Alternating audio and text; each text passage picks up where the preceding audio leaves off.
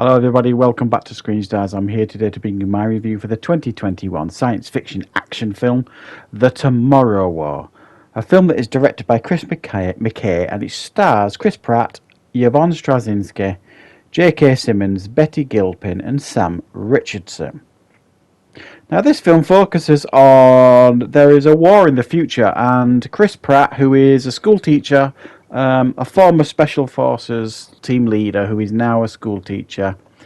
One night they sat watching a football game on the TV, a soccer match, and then it is interrupted by soldiers from the future that kind of come through like a gateway and basically say 30 years in the future they're fighting a hopeless war and they need people to be drafted from the present to fight in the future. Chris Pratt gets drafted.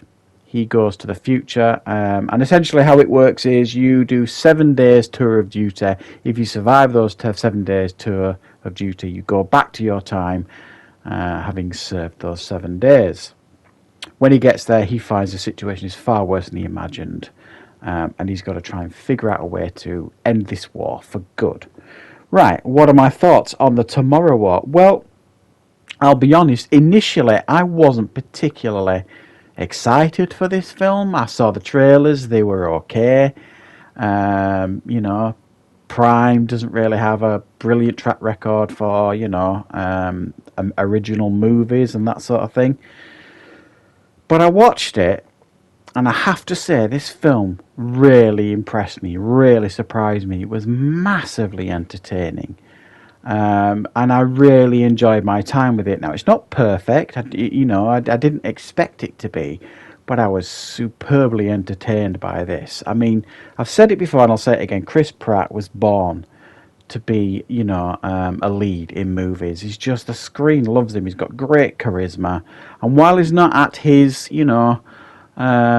comedic best here, that's not the kind of role he's in it, he does make a couple of quips early on in the film. And there is some humour in this film, I'll be honest, that it actually works. It's very subtle and it's kind of underlined throughout it. There's a couple of characters that kind of comedic characters and things, but the film itself is taken really quite seriously. And it actually felt to me like a cross between Edge of Tomorrow, the Tom Cruise film, without the time, without the Groundhog Day bit in it, Starship Troopers, and a little bit of The Thing. Especially Starship Troopers, but it really felt original at the same time as well. I really enjoyed it. And now films like this live and die on the effects a lot of the times, and I have to say I thought the effects were superb. I was worried. I didn't even know what the creature design looked like. I don't remember seeing it in the trailer, and if I did, I'd zoned out from it.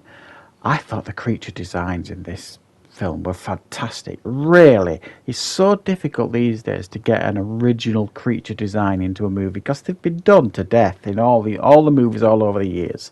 They felt fresh, they felt original, they were fearsome, they were frightening, and I liked the design of the creatures, and I thought the effects overall were outstanding. This was definitely it's one of those films that you look at and think, oh, this would have been brilliant on the big screen in the cinemas. Really good, really entertaining. The action scenes were outstanding. It takes a good 20 minutes or so, 25 minutes to get into the movie, the introductions of all the characters and things like that. Then he's thrust into this war in the future, and then it's non-stop pretty much from there. Really tense stuff. I felt sorry for a lot of these characters because when you get drafted to get sent into the future, it looked to me like they barely got any training at all.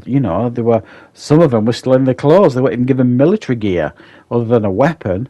And I really felt for them.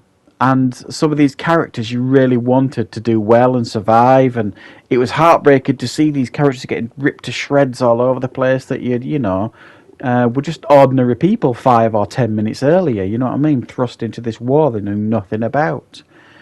But it was breathtaking and breathless, the action, really. I mean, the first action scene that they do is like a rescue operation, trying to get these stuff from a lab, and it was just non-stop, frantic firefights everywhere.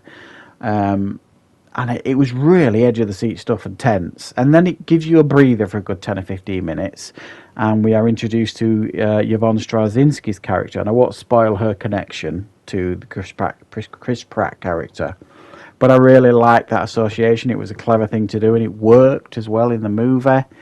And then it just, again, breathtaking action. You know, they go to capture a queen. That reminded me very much from Starship Troopers, that bit, I'll be honest. But it was still really well done. And then a massive action scene where they're attacking the base and all this kind of stuff. I was just hooked. Normally, when I watch movies, not all the time, depending on what it is I'm watching and what I'm watching it on, I'll watch a movie and sometimes I'll edit at the same time, one of my videos or something like that, or I'll be doing some writing and I'll be watching it at the same time. Not with this film. I couldn't take my eyes off the screen while watching this one. I didn't want to. That's the kind of film that you're getting here with this. There are some issues with the film, in a sense of, and I don't want to spoil anything, but it's almost like global warming is the bad guy once again.